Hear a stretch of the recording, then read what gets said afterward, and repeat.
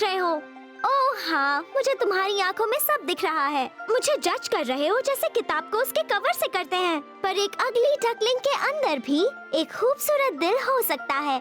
और अब मैं तुम्हें इस बारे में एक कहानी सुनाती हूँ। Cinderella.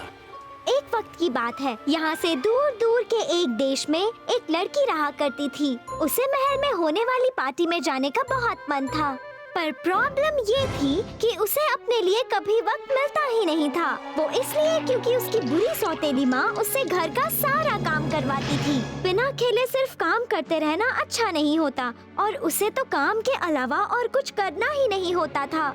सिंड्रेला सबके कपड़े धोती, सभी के गंदे बर्तन साफ करती, और हर दिन वो फायरप्लेस साफ करती, वहाँ जमी राख को बाहर निकाल कर। और वैसे भी सिंड्रेला का मतलब ही ये होता है, नन्ही राख। दूसरी तरफ देश के राजा ने अपने महल में एक और पार्टी रखने का फैसला किया।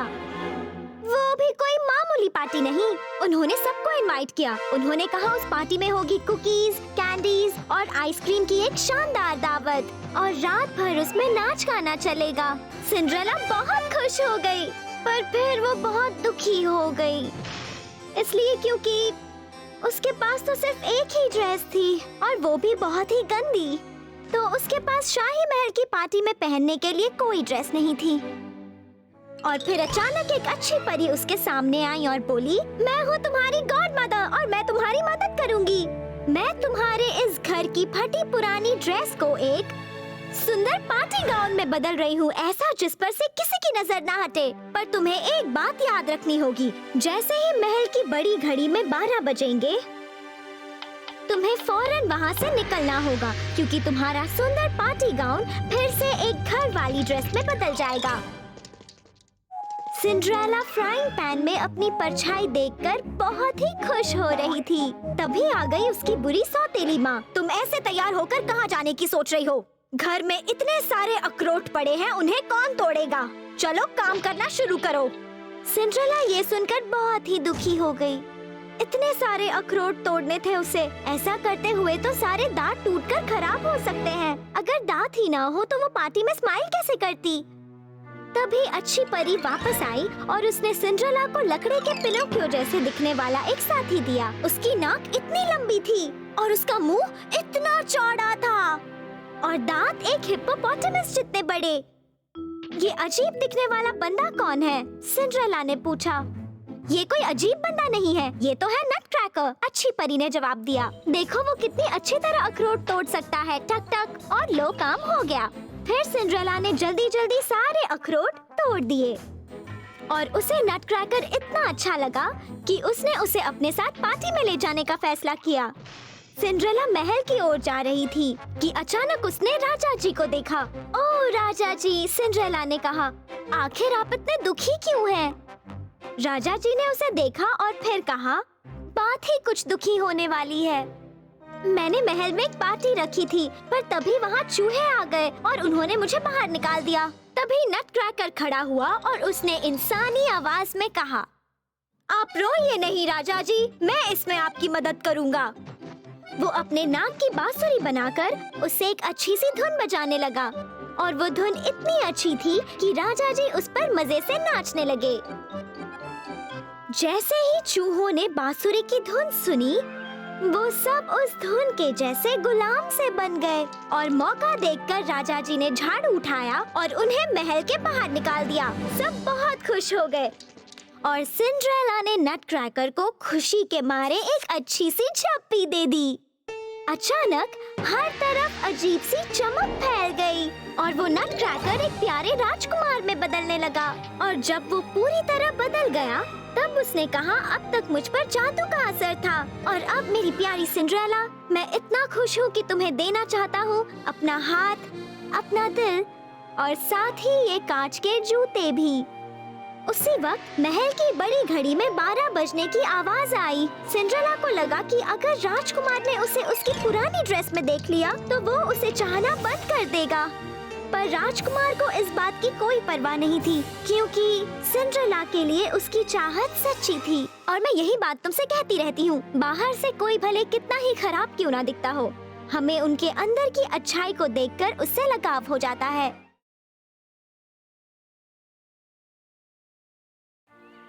अरे नहीं मेरे प्यारे नन्हे दोस्तों, मैं तुम्हारे साथ नहीं खेल सकती। मैं सब्जियों के बगीचे को कीड़ों से बचा रही हूँ। ठीक है, जाने दो। मैं नहीं चाहती तुम बोर हो जाओ। तो चलो मैं तुम्हें एक कहानी सुना देती हूँ। Jack and the Beanstalk. एक गांव में एक गरीब आंटी रहती थी और उनका एक बेटा था जिसका नाम था जैक। वो आंटी और उनका बेटा पूरा दिन अपने सब्जियों के बगीचे में काम करते रहते। जो भी उस बगीचे में उगता था वो दोनों बस वही खा लेते। फिर वक्त आया जैक की शादी करने का। गांव में इतनी लड़कियां थी जितनी बगीचे में गाजर होती हैं, पर उनमें से किसी ने भी जैक को पसंद नहीं किया। उनके इनकार करने की भी वजह थी।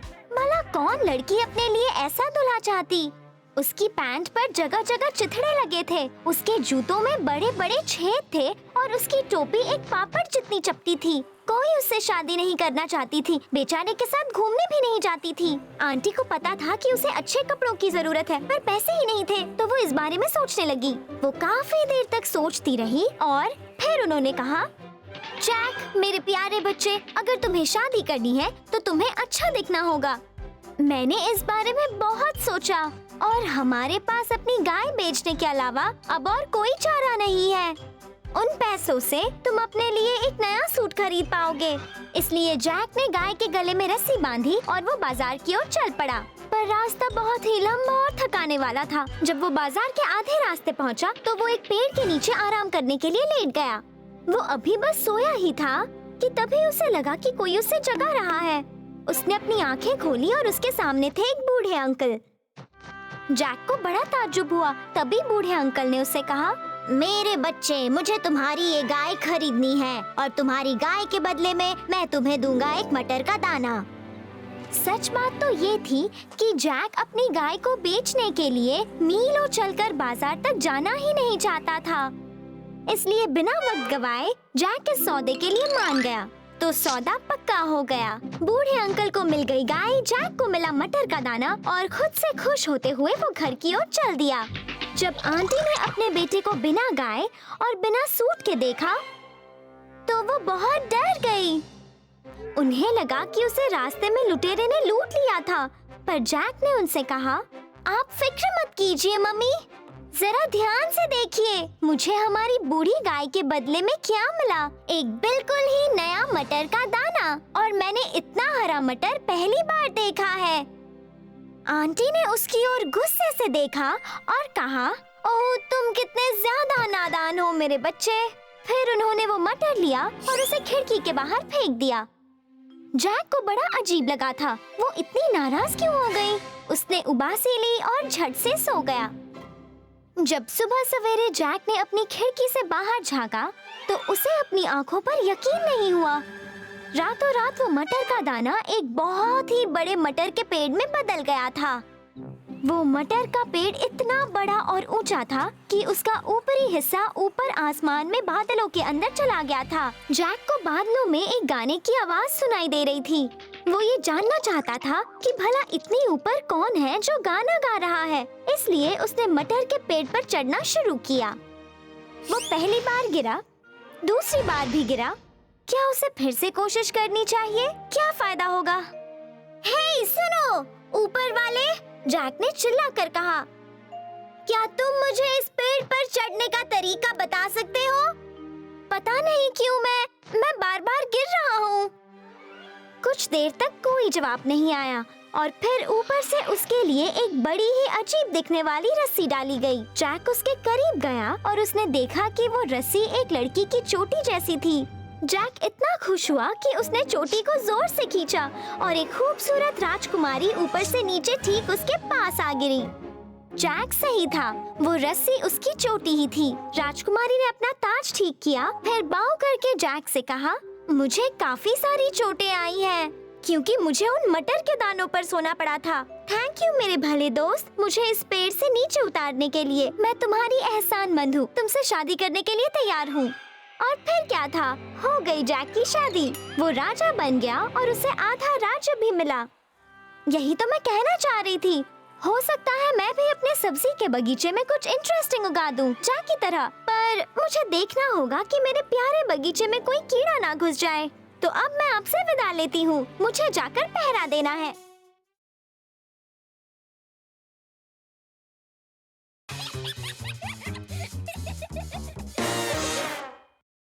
मैं कह रही हूँ ये एक छोटे बच्चे को पालने का सही तरीका नहीं है। और मैं कह रही हूँ ये मेरा बच्चा है। मैं अपना बच्चा जैसे चाहूंगी वैसे पालूंगी। ये एक बच्चे को खाना खिलाने का सही तरीका नहीं है। और मुझे पता है मेरे बच्चे को यही खाना सबसे अच्छा लगता है। ओह, मेरा छोटा बच्चा कहाँ भाग गया? मैं यही कह रही थी, छोटे बच्चे ऐसी माँ से दूर नहीं भागते जो उनका ख्याल रखती है।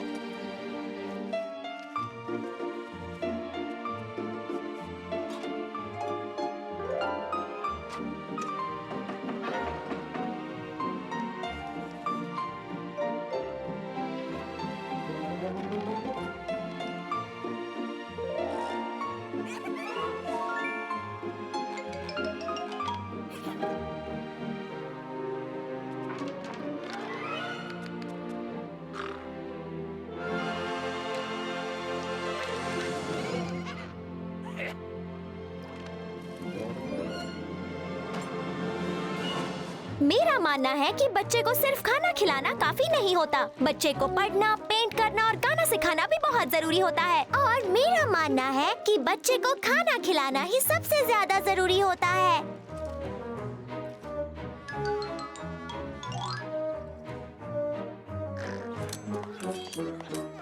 आहा! देखा ना, मेरा बच्चा बिना सिखाए ही पढ़ने लग गया। अब बस करो, अब बहुत हुई पढ़ाई। अब हम बच्चे को खाना खिलाएंगे, फिर हम इसे सुलाएंगे और हम फिर से इसे खाना खिलाएंगे। ओह, ये क्या? तुम्हारी मम्मी ने कितनी मेहनत से तुम्हारे लिए ये खाना बनाया और तुम्हें ये नहीं चाहिए? तो फिर तुम्हें क्या चाहिए?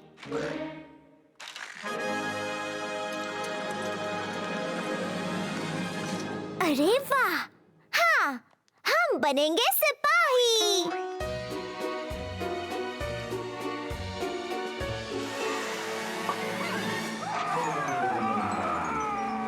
बेर, क्या हम ये कर सकते हैं? वाह! उसने हाँ कह दिया। हम सब सिपाही बनेंगे अभी इसी वक्त।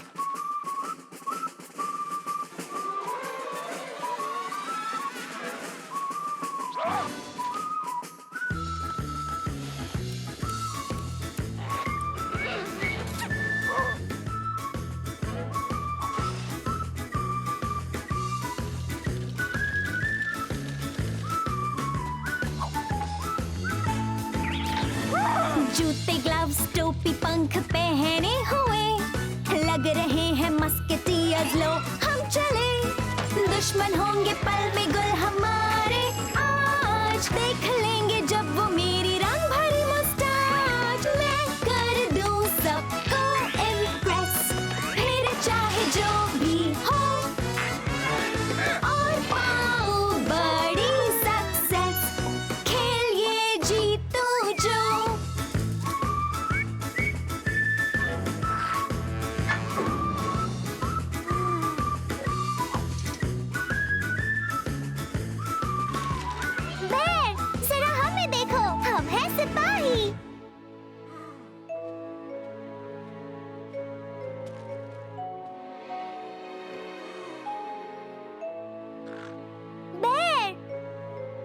तुम्हारे लिए ये सब पहुंचा देंगे।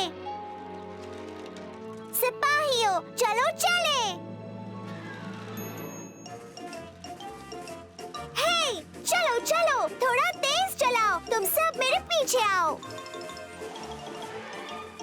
और तुम्हें ऐसा क्यों लगता है कि तुम हमारी इंचार्ज हो? एक तो मैं यहाँ सबसे खास हूँ इसलिए, और इसलिए भी क्योंकि मैं महान योद्धा हूँ, समझी मैडम? कौन हो? फिर से कहना तो। मैं हूँ एक हीरो, और तुम बताओ तुम कौन हो? और तुम कौन हो? ओह, तो तुम्हें ऐसा लगता है, पर मैं कहती हूँ तुम वो नहीं हो। बिल्कुल नहीं, बिल्कुल हूँ। मुझ जैसा यहाँ कोई नहीं, तुम जैसा निकम्मा कोई नहीं। ऐसा कहने वाली तुम कौन होती हो? चुप रहो, तुम चुप रहो। तुम हो कौन? कोई नहीं। और तुम कौन हो? तुम्हारी इतनी हिम्मत, तुम कहाँ जा रहे हो?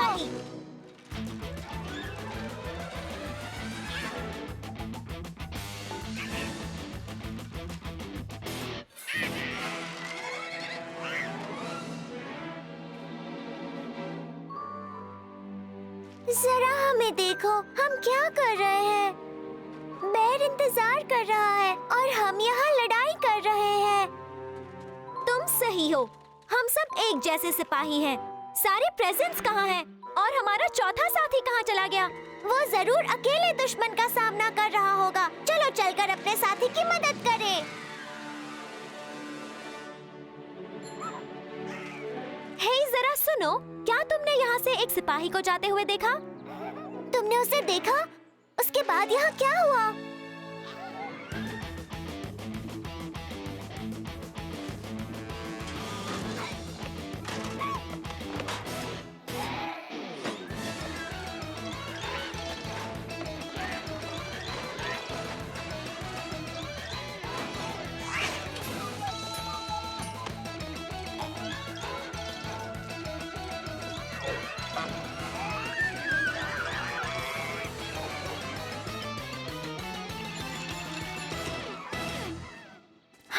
वो है एक असली महान योद्धा। देखा ना, मेरा बच्चा एक असली हीरो बन गया। और तुमने कहा था मैं सब कुछ गलत कर रही हूँ।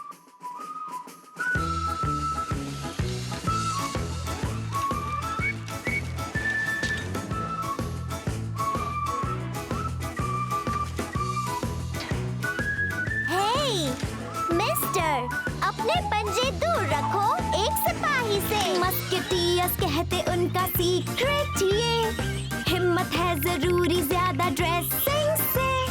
कर लो अपने हाथों को फिर तैयार, जब उठाओ तुम वो अपनी हिम्मत तलवार। जो हो साथ हम बढ़ते जाएं, जो हो अलग गिर जाएं। आओ एक दूसरे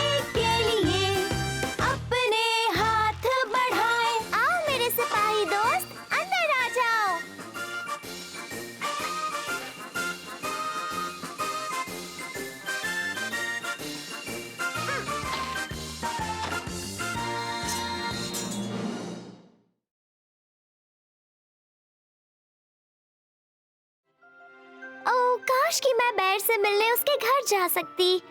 मैं किसी दिन तुम्हें भी अपने साथ ले जाऊंगी, पर अभी के लिए मैं तुम्हें मेहमानों के बारे में एक डरावनी कहानी सुनाती हूँ। एक वक्त की बात है, एक लड़की हुआ करती थी और उसका नाम था red riding hood. Red Riding Hood. वो कभी-कभी राइडिंग हुड पहना करती थी, पर अब वो बस एक रेड हैट पहनती थी, सर्दियों में और गर्मियों में भी। एक दिन उसकी मम्मी ने उसे मजेदार नाश्ते के साथ उसकी बीमार दादी से मिलने भेजा।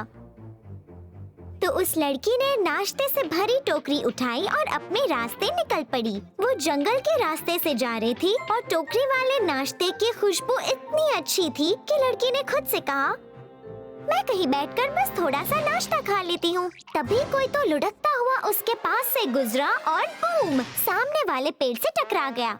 सोचो तो वो कौन था? वो था जिंजर ब्रेड हेड। वो वहीं बैठे अपना सिर हिला रहा था। वैसे वो पूरा ही हिल रहा था क्योंकि उसके पास सिर्फ सिर था, न पैर थे न हाथ। रेड राइडिंग हुड ने उसे उठाया और जिंजर ब्रेड ने उसे एक इंसान की तरह ही कहा, प्लीज मुझे मत खाना नन्ही बच्ची, और मैं तुम्हारे लिए एक गाना गाऊंगा। भला कोई तुम्हें क्यों खाना चाहेगा? तुम जंगल के गंदे रास्तों पर लुढ़क रहे थे। मैं तुम्हें अपनी दादी के पास ले चलती हूँ, शायद तुम उनके कुछ काम आ सको। रेड राइडिंग हुड ने जिंजर ब्रेड हेड पर से धूल हटाई और उसे टोकरी में रख दिया। बिग बैड वुल्फ जो पास की झाड़ियों में छिपा था, उसने सब सुन लिया। उसने सभी को खा जाने का फैसला किया, लड़की, दादी और गंदे से जिंजी को भी। दादी अपने घर पर आराम कर रही थी। उन्हें बड़ा ताज्जुब हुआ जब किसी ने दरवाजा खटखटाया। कौन है? दादी ने पूछा। मैं आपकी पोती रेड राइडिंग हुड आपसे मिलने आई हूँ, बिग बैड वुल्फ ने घुर्राते हुए कहा। ओह, लगता है मेरी बेचारी पोती भी बीमार है। उसकी आवाज तो बड़ी ही मीठी थी, पर अब लगता है जैसे उसका गला बैठ गया है। दादी को ऐसा ख्याल आया और फिर उन्होंने कहा, दरवाजे के पास लगी रस्सी को खींचो मेरी बच्ची और दरवाजा खुल जाएगा। वुल्फ ने ठीक ऐसा ही किया। दरवाजा खुल गया और उसके बाद जो हुआ वो बहुत भयानक था। बिग बैड वुल्फ दादी को झट से निगल गया और और उसने उनका चश्मा और टोपी बाहर निकाल दी। बिग बैड वुल्फ मन ही मन खुश हुआ और फिर रेड राइडिंग हुड का इंतजार करने लगा। उसने बीमार दादी होने का नाटक किया, उनकी जगह पर लेट गया, खुद पर उनका कंबल डाल दिया, उनकी टोपी और चश्मा पहन लिया और फिर उसे किसी के दरवाजा खटखटाने की आवाज आई। कौन है? बिग बैड वुल्फ ने पूछा। मैं आपकी पोती रेड राइडिंग हुड हूँ, आपसे मिलने आई हूँ। दरवाजे के पास लगी रस्सी खींचो और दरवाजा खुल जाएगा, बिग बैड वुल्फ दादी ने कहा। बच्ची अंदर आ गई और उसने जिंजर ब्रेड हेड वाली टोकरी को फर्श पर रख दिया। जब उसने अपनी दादी को देखा तो उसे अपनी आंखों पर यकीन नहीं हुआ। वो बेचारी बहुत ही बीमार लग रही थी। उनका चेहरा काला पड़ गया था और बालों से भर गया था। रेड राइडिंग हुड पास पड़ी छोटी कुर्सी पर बैठ गई और कहा, प्यारी दादी, आपको क्या हुआ है? आपके हाथ कितने बड़े हैं। तुम्हें अच्छी तरह गले लगाने के लिए मेरी प्यारी बच्ची। फिर बिग बैड वुल्फ दांत दिखाकर मुस्कुराया। प्यारी दादी, आपके दांत कितने बड़े हैं। तुम्हें अच्छी तरह खाने के लिए, बिग बैड वुल्फ गुर्राया और रेड राइडिंग हुड को निकल गया। ये देखकर जिंजरब्रेड हेड डर गया और उसकी चीख निकल पड़ी। उसने टोकरी के बाहर छलांग लगाई और बिग बैड वुल्फ ने उसे एक बॉल की तरफ पकड़ लिया और उसे भी निगल गया। बिग बैड वुल्फ बेड पर दर्द के मारे रो रहा था। उसने कुछ ज्यादा ही खा लिया था। तभी तो उसके पेट में बहुत दर्द हो रहा था। उसका पेट एक गुब्बारे की तरह फूल गया था। वो एक बड़े गोले जैसा बन गया था और बूम, वो फट गया। सब बाहर आ गए, दादी, बच्ची और जिंजी भी। दादी और पोती खुशी के मारे नाचने लगे और जिंजरब्रेड हेड जल्दी से खिड़की के पास गया और उससे बाहर कूदकर वहाँ से भाग गया। वो जंगल के रास्ते से लुढ़कते हुए जा रहा था और उसे मिली स्लाई फॉक्स। जिंजरब्रेड हेड ने उसे अपना गाना सुनाया, पर फॉक्स ने उससे कहा, मैं बहुत ही बूढ़ी हूँ, मुझे कम सुनाई देता है। अगर तुम आकर मेरी नाक पर बैठ जाओ तो मैं तुम्हें अच्छे से सुन पाऊंगी। जिंजरब्रेड हेड स्लाई फॉक्स की नाक पर बैठकर गाने लगा। फॉक्स ने अपना मुंह खोला और बूम, वो उसे खा गई। वो उस जिंजरब्रेड हेड के लिए एक सबक था। वो एक बार पहले खाया जा चुका था, है ना? तो फिर उसे किसी अनजान फॉक्स की नाक पर बैठने की क्या जरूरत थी? रेड राइडिंग हुड ने भी एक सबक सीखा था। हमें जंगल में मिलने वाले अजनबियों को नहीं बताना चाहिए हम कहाँ जा रहे हैं। पर जरूरी सबक ये है कि हमें अपने रिश्तेदारों से मिलने जाते रहना चाहिए। अगर आप एक वुल्फ देखें तो समझ जाना कि वो आपकी दादी नहीं है।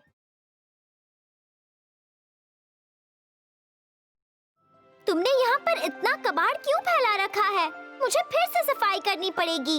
मैं सारा दिन काम करती हूँ और मुझे आराम नहीं मिलता। जैसे वी लिटिल हैवरोचेस्का। ओह, एक मिनट, क्या तुम्हें पता है वो कौन है? चलो मैं तुम्हें बताती हूँ।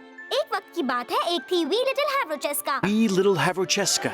वो सूरज निकलते ही जागकर घर के काम करना शुरू कर देती थी, जैसे सफाई और धुलाई और इस्त्री, क्योंकि उसकी बुरी सौतेली माँ उसे ये सब करवाती थी। और उसकी अपनी बेटियाँ बस बड़े आराम से लेटे लेटे जो चाहे वो खाती रहती थी।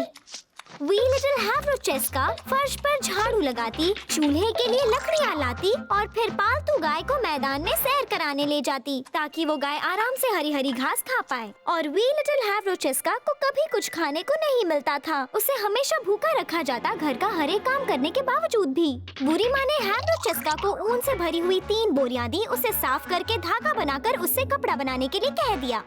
पालतू गाय को वी लिटिल हैवरोचेस्का पर बहुत दया आई, इसलिए उसने घास चबा दी और फिर उससे कहा, अब सुनो, तुम्हें बस मेरे एक कान से अंदर जाकर दूसरे कान से बाहर आना होगा और बूम, तुम्हारा सारा काम हो जाएगा। और पता है, सब कुछ वैसा ही हुआ जैसा पालतू गाय ने कहा था। ओह, इससे उस बुरी सौतेली माँ को बहुत गुस्सा आया। अगले दिन उसने हैवरोचेस्का को और भी मुश्किल काम दिया। ये कपड़े का छोटा टुकड़ा ले जाओ और इससे मेरे लिए एक शानदार ड्रेस सी दो। तुम्हारे पास आज रात तक का वक्त है। और इससे मेरी बेटियों के लिए भी नए ड्रेस बनाना। वी लिटिल हैवरोचेस्का ने कपड़े के उस छोटे से टुकड़े को देखा और उसे बहुत दुख हुआ। बुरी सौतेली माँ पीछे से आकर बोली, जरा एक मिनट, क्या तुम उसमें से 7 ड्रेसेस बना पाओगी? अगर बनाने पड़े तो बना दूंगी। फिर बुरी सौतेली माँ ने अपनी दोनों बेटियों को ये जासूसी करने भेजा कि हैवरोचेस्का की मदद आखिर कौन करता है। उस दिन गर्मी थी, इसलिए वो दोनों बेटियां थकान के मारे घास पर लेट गईं। उन्होंने अपनी आंखें बंद की और सो गईं और वी लिटिल हैवरोचेस्का ने उनके लिए एक लोरी गाई। पर फिर एक और मुसीबत आ गई। बुरी सौतेली माँ शाम तक इंतजार नहीं कर सकती थी और वो खुद हैवरोचेस्का पर जासूसी करने चली गई। और फिर उसे पता चल गया कि कैसे पालतू गाय हैवरोचेस्का की मदद कर रही थी। ये देखकर उसे बहुत ही गुस्सा आया और उसने कहा, इस पालतू गाय को अभी इसी वक्त जंगल में ले जाओ और इसे जाकर भेड़ियों को खिला दो। वी लिटिल हैवरोचेस्का बहुत रोने लगी, पर वो कुछ नहीं कर सकती थी। वो अपनी सबसे प्यारी पालतू गाय को जंगल में ले गई भेड़ियों को खिलाने के लिए। वी लिटिल हैवरोचेस्का और उसकी पालतू गाय काफी देर तक जंगल में चलते रहे, पर उन्हें कहीं कोई भेड़िया नहीं मिला। पर उन्हें एक बड़ा ही सुंदर महल मिला और वो पूरी तरह से खाली था। हर कोने में मकड़ी के जाले थे, फर्श पर कचरा फैला था और टेबल्स पर गंदे बर्तन पड़े हुए थे। वी लिटिल हैवरोचेस्का ने पालतू गाय को दरवाजे के पास बांधा और उसने सफाई करनी शुरू कर दी। सफाई खत्म करते करते वी लिटिल हैवरोचेस्का इतनी थक गई कि उसने छोटी सी झपकी लेने की सोची, पर वो गहरी नींद में सो गई। उसी दौरान 7 छोटे बौने अपने घर पर लौट आए और वो सब के सब कवच पहने हुए योद्धा थे। और फिर अंदर आया उनका leader Prince charming. Prince charming ने पूछा, इस गाय को अंदर कौन लाया? हमें नहीं पता, कवच वाले बौनों ने कहा। प्रिंस चार्मिंग ने साफ फर्श देखा और पूछा, और हमारे पूरे महल की सफाई किसने की? हमें नहीं पता, कवच वाले बौनों ने कहा। और मेरी प्लेट को किसने इतनी अच्छी तरह साफ किया? हमें बिल्कुल नहीं पता। फिर प्रिंस चार्मिंग ने वी लिटिल हैवरोचेस्का को देखा और पूछा, ये सो रही सुंदर लड़की कौन है? और फिर कवच वाले बौनों ने जवाब दिया, ये वही है जिसने आपकी प्लेट को इतनी अच्छी तरह साफ किया। ये वही है जिसने पूरे महल की सफाई की, और ये वही है जो उस गाय को अंदर लाई है। प्रिंस चार्मिंग ये सुनकर बहुत खुश हुआ और उसने कहा, फिर तो मुझे इसे इनाम देना चाहिए, मैं इसे गले लगाऊंगा। मेरा मतलब उस गाय को नहीं, इस सो रही सुंदर लड़की को। प्रिंस चार्मिंग ने वी लिटिल हैवरोचेस्का को गले लगाया और उसी वक्त वी लिटिल हैवरोचेस्का अपनी नींद से जाग गई। उसने प्रिंस चार्मिंग को देखा और पहली नजर में ही वो उसे पसंद आ गया और उसके बाद दोनों ने शादी कर ली और एक साथ खुशी खुशी रहने लगे। मैं यही बताना चाह रही थी, अगर तुम मेहनत करने से और अपने ही घर की सफाई करने से ना डरो तो तुम भी हमेशा खुशी खुशी रह सकते हो, वी लिटिल हैवरोचेस्का की तरह।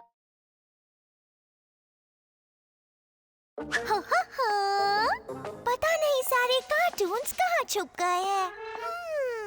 चलो जांच शुरू करते हैं। 1 2 3 और 4 5 6 ढूंढो जो कार्टून अच्छे। माइक्रोफोन में तुम कहो माशा एंड द बेयर मिले चलो। समझ गए नन्हे गुरु, अब आप भी हो जाओ शुरू।